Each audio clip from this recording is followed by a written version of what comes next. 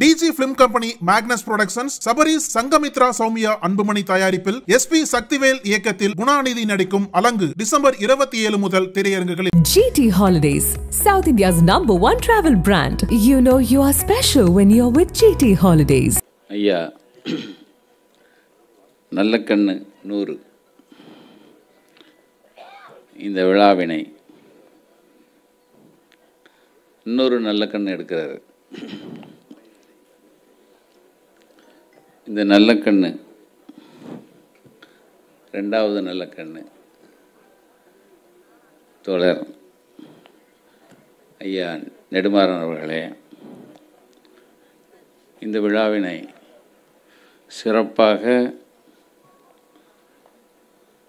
விமரிசையாக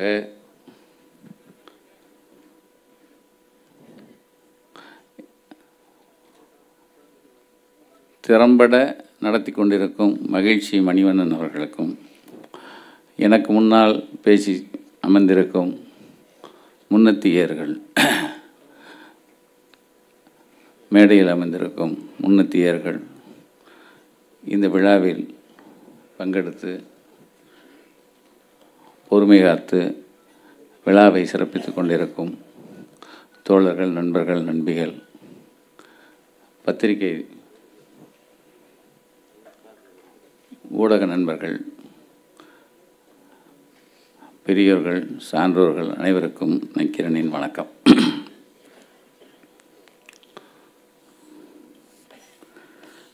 ஐயன் திருவள்ளுவர் ஒரு குறளில் சொல்வார், ஏன்னா எனக்கு முன்னாடி பேசினவங்க நிறைய சொல்லிட்டாங்க. என் வாழ்க்கையில் நடந்தது ஒரு சில விஷயந்தான், அதை மட்டும் சொல்லிட்டு உட்காந்துறேன். ஐயன் திருவள்ளுவர் ஒரு குறளில் சொல்லுவார், நிலையின் திரியா தடங்கியான் தோற்றம் மலையின் மானப் பெரிது அப்படின்னு சொல்லி. அந்த குறள் யாருக்கு பொருந்துமோ இல்லையோ, அது தோழர் நல்ல கண்ணுக்கு தான்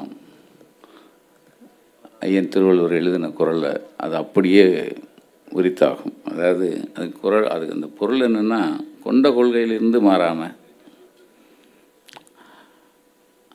ஆரவாரம் இல்லாத அன்பு, பண்பு, இது யாருக்கெல்லாம் இருக்கோ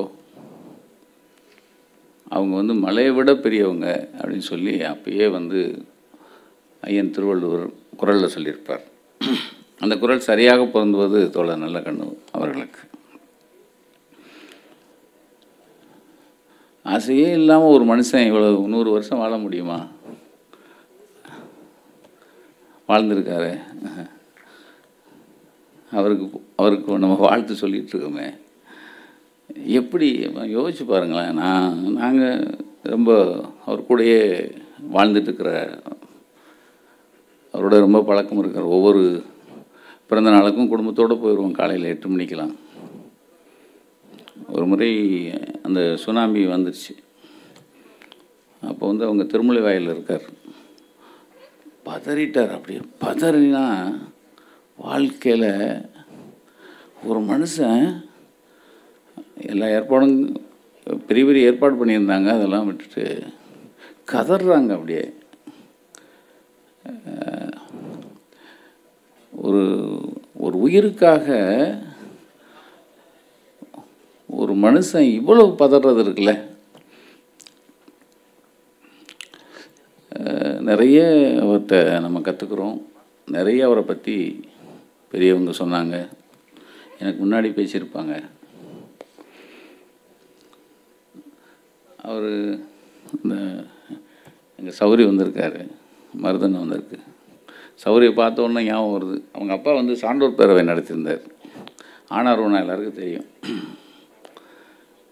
ஐயா தொடர் வண்டியில் போவாங்க, ரயிலில் போவாங்க, பஸ்ஸில் போவாங்க, நெருக்கடியில் போய்கிட்டே இருப்பார். அதை பற்றிலாம் கவலைப்பட மாட்டாங்க. எந்த ஊருக்கு எந்த விழா எந்த நிகழ்ச்சினாலும் பஸ்ஸு தான் அவங்க பொதுவாகவே.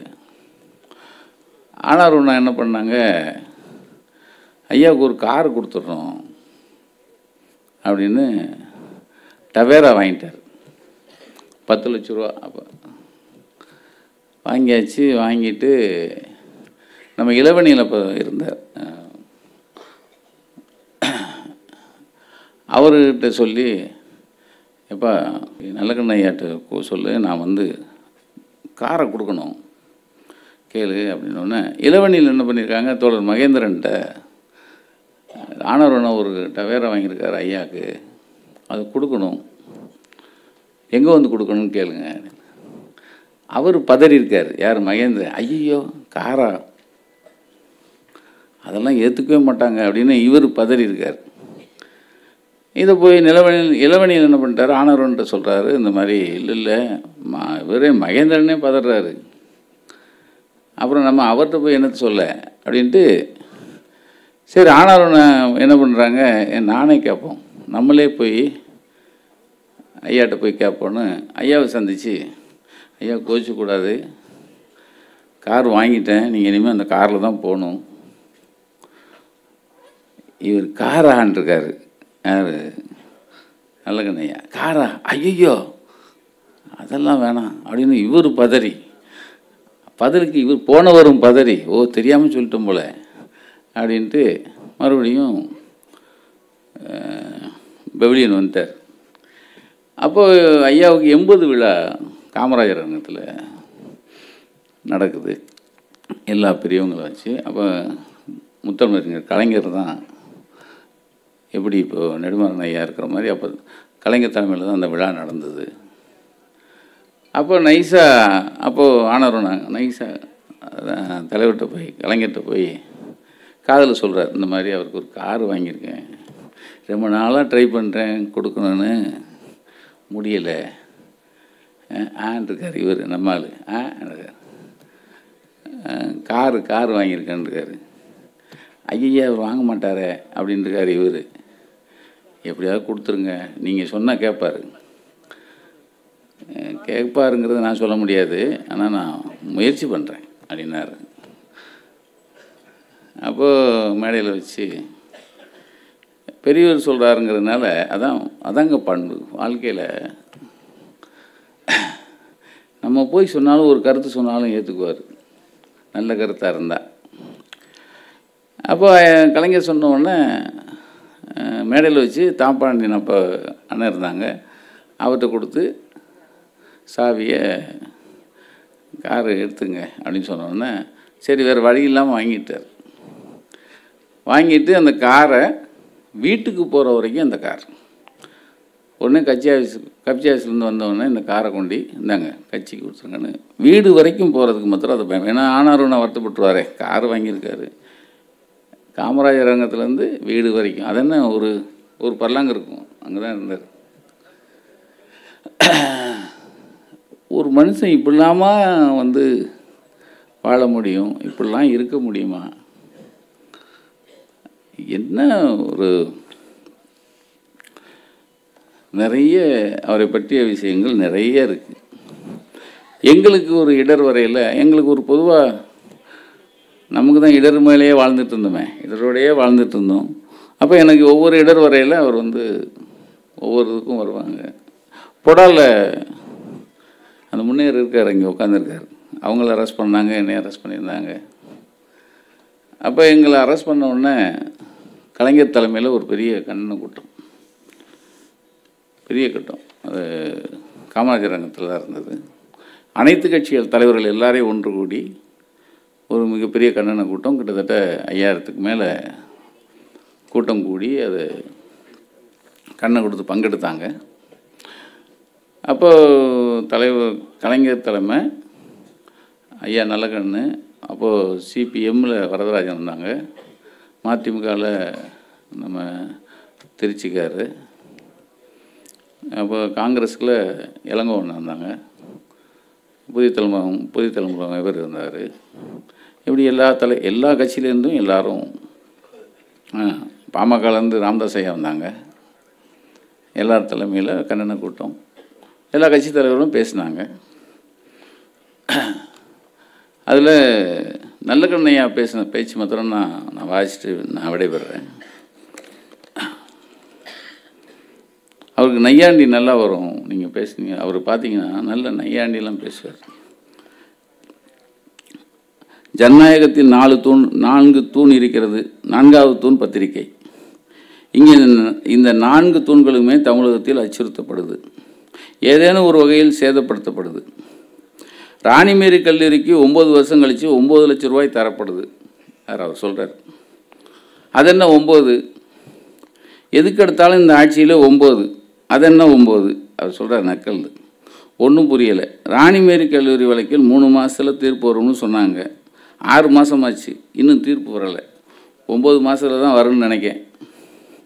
லைசன்ஸ் இல்லாத துப்பாக்கி வச்சுருந்ததா நக்கீரன் கோபாலை பொடா சட்டத்தில் கைது பண்ணியிருக்காங்க. நக்கீர் நிருபரையெல்லாம் தேடுறாங்கிற போது எந்த கிறுக்கனாவது லைசன்ஸ் இல்லாத துப்பாக்கியை வச்சுருப்பானா? அறிவு வேணாமா?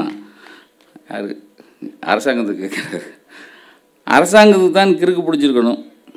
யாரோ ஒரு தினகர் எழுதிய புஸ்தகத்தை வச்சு கேஸ் போடுறாங்க. எம்ஜிஆர் ஒரு புதிர்னு மோகன்தாஸ் புத்தகம் எழுதினார். வைகுந்த் என்பவர் நான் சமாளித்த சவால்கள்னு ஒரு புத்தகமும், லட்சுமி நாராயணன் கடமைகள் காயங்கள்னு ஒரு புத்தகமும் எழுதினார். இந்த புத்தகங்களை படித்து கேஸ் போடணும்னா யார் யாரோ உள்ளே போக வேண்டியிருக்கும். பொடா கொடுமையை நாம் தடுக்கலைன்னா இந்த நாடே குட்டிச்சவராயிடும். யாரும் அரசியலே பேச முடியாது. இன்றைக்கி கோபாலுக்கு வந்தது நாளைக்கு எல்லோருக்கும் வரலாம். தலைவர்கள் இதுபோல் திடீர்னு கையை தூக்கிட்டு திடீர்னு இறக்கிடக்கூடாது. தொடர்ந்து கை உயர்த்தணும். தமிழகத்தில் உள்ள எல்லா நகரத்திலும் இதுபோல் கூட்டம் நடத்தணும். இது பொடாவில் கைது செய்யப்பட்ட எங்களுக்காக வக்காலத்து வாங்கி, அதாவது எங்களுக்காக ஐயா நல்லக்கண்ணையா பேசிய பேச்சு. நல்லக்கண்ணையா பொறுத்தளவில் அம்மா ரஞ்சிதம்மா இறந்த உடனே அவர் அந்த சமயத்தில் ரஞ்சிதம்மாவை பில்ரோதாஸ் மருத்துவமனையில் தான் அட்மிட் ஆகியிருந்தாங்க. பொழுதன்னைக்கும் அம்மா கூடயே உட்கார்ந்தார். கொஞ்சம் கூட நகலலை. எந்த ஒரு அரசியல் தலைவரும் தன்னுடைய துணைவியாருக்காக இத்தனை மணி நேரம், அதாவது இவ்வளவு அன்பு காட்டி இருப்பாங்களா அப்படிங்கிறது சந்தேகம். அந்த அளவுக்கு அம்மா மேலே அவ்வளோ பிரியமாக இருப்பார். அது ஒரு வகையான காதல். நீங்கள் பார்த்தீங்கன்னா அவங்க குடும்பம் இன்னும் கொஞ்சம் பேர் தான் இருப்பாங்க. அவர் கூட பிறந்தது 9 பேர், அம்மா கூட பிறந்தது 9 பேர். எல்லாரும் அந்த அன்பு காட்டி பாராட்டுறது, அந்த அழகு இருக்குல்ல, அந்த அழகு எல்லாரும் உரிமையோடு பாராட்டுறது, எல்லாருமே அந்த அரவணைச்சு போகிறது. எந்த அரசியல் தலைவரும் தன்னுடைய சொந்தங்களை அந்த அந்த அந்த பவ்யம், அது நீங்கள் அப்படி ரசிக்கணும். அது என் மகன் பிறந்த நாளைக்கு அது குலோப் ஜாமுன் செஞ்சுட்டு போகுது. ஒவ்வொரு முறையும் ஏதாவது ஒரு ஸ்வீட் செஞ்சுட்டு வருவாங்க எங்கள் வீட்டில். அந்த ஸ்வீட்டு அது அத்தனை ஸ்வீட் சாப்பிட்டாலும் கொண்டு வந்தவங்க வருத்தப்படக்கூடாது, பிள்ளை நமக்காக செஞ்சு வருதுங்கிறத அது ஓட்ட சொல்லி அதுக்கு ஒரு போஸ் கொடுப்பார். அடுத்தவங்க மனசு கோணிடக்கூடாதுங்கிறதுல ஒரு ஒரு ஒரு மனுஷன் 100 வயசு வரைக்கும், இன்னமும் 100 வயசு வரைக்கும், இன்னமும் அது எங்கள் அறிவுமதினு சொன்ன மாதிரி இந்த ஆண்டு முழுக்க அவரை பற்றிய விழா, 100 ஆண்டு முடிவு விழா, அந்த நிறைவு விழாவை மிக சிறப்பாக செய்யணும்னு இப்பயே ஒரு அச்சாரம் போட்டாங்க. நிச்சயமாக, அதாவது ஒரு நல்லவங்களுக்கு நீங்கள் இதெல்லாம் அவர் விரும்ப மாட்டார். அது பொதுவாகவே அவர் அப்படி இதெல்லாம் ரொம்ப பூசுவார். நீங்கள் இவ்வளோ பெரிய முரட்டு சீல்டு கொடுக்குறாரு நம்ம மணிவண்ணன், அவர் அந்த சீல்டே வச்சுக்க மாட்டார். பார்த்தீங்கன்னா தெரியும். நான் அம்மா இறந்த உடனே அவங்க படத்தை ஒரு 3 சைஸாக போட்டு கொடுத்தேன். ஒன்று சின்னது, பெருசு. அந்த பெருசு எங்கே இருக்குன்னே தெரியல. படம் கூட பெருசாக வச்சுக்கூடாதுன்னு நினைப்பார். இப்படி ஒரு மனுஷன், அவங்க வாழ்கிற அந்த தருணத்தில் நாம் வாழ்கிறோம், அவங்க இருக்கிற இடத்துல நாம் இருக்கோம். அவ்வளோ பெரிய மனுஷனுக்கு வாழ்த்துறதுக்கு அதாவது அது ஒரு பெரிய கொடுப்பனே எங்கள் நெடுமாறன் ஐயாவுக்கு. அதாவது 92 வயது, அவர் 92 வயதாக அவர் பார்க்கல. 100 வயசு இருக்கிற நல்ல கண்ணுக்கு தான் தலைமையில் இந்த விழா எடுக்கணும்னு முன்னெடுக்கிறது இருக்குல்ல, நீங்கள் அதுக்கு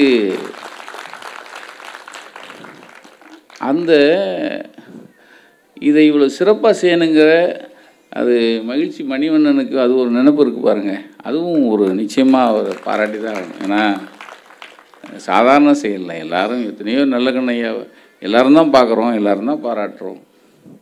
அதை மெனக்கெட்டு இந்த விழா இவ்வளோ பெரிய விழா எடுத்து இவ்வளோ பேரை சேர்த்து நீங்கள் இந்த விழாவை சிறப்பாக நடத்துகிற தோழர் மணிவண்ணனுக்கும் இதுக்கு தலைமை தாங்கி நடத்துகிற ஐயா பழனிர்மாறன் அவர்களுக்கும் இந்த விழாவை தொகுத்து வழங்கி கொண்டிருக்கும் எங்கள் வக்கீல் பானுமதி அக்கா அவர்களுக்கும் இந்த விழாவை இந்த ஆண்டு முழுவதும் தொடர்ந்து கொண்டு செல்ல நக்கீரன் உங்களுக்கு உறுதுணையாக என்றும் இருக்கும் என்பதை கூறி இந்த வாய்ப்புக்கு நன்றிகளை விடைபெறுகிறேன். நன்றி, வணக்கம்.